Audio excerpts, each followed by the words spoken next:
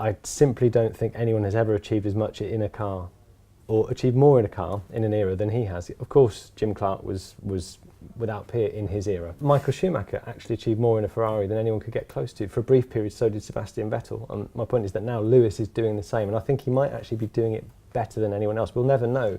But the absolutely imperious way with which he's leading races, qualifying, he's on top of everything. All the other drivers were complaining about being caught out by windy conditions, and Lewis was just saying, well, you know, I was dancing with it. And then he said, I could feel the covers of the tyres like living tissue, which was something that Vettel actually batted away. So I don't like this comparison.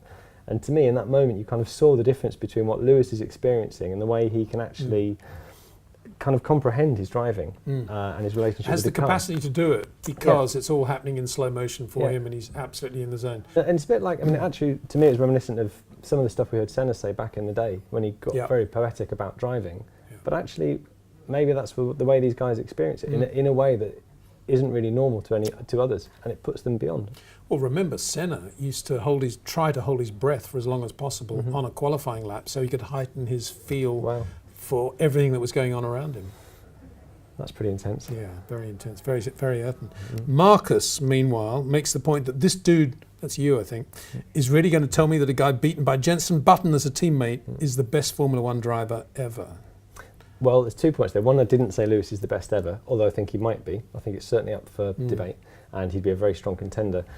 The Jenson thing, Jenson obviously did do very well against Lewis in terms of points during their 3 years together at McLaren, but in terms of qualifying race performance, Lewis basically destroyed Jenson, if you look at the actual stats and performance. And that was probably Lewis's weakest period, his second year of their three together, which I think was 2011.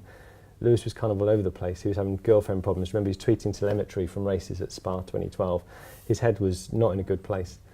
So I think we saw... And other things as well. He was still finding his feet as a different sort of driver in Formula One in a regime that was making it pretty clear that he wasn't welcome. Yeah, and not long after that, of course, he was lured by Niki Lauda and Mercedes, and look what's happened since. Yeah.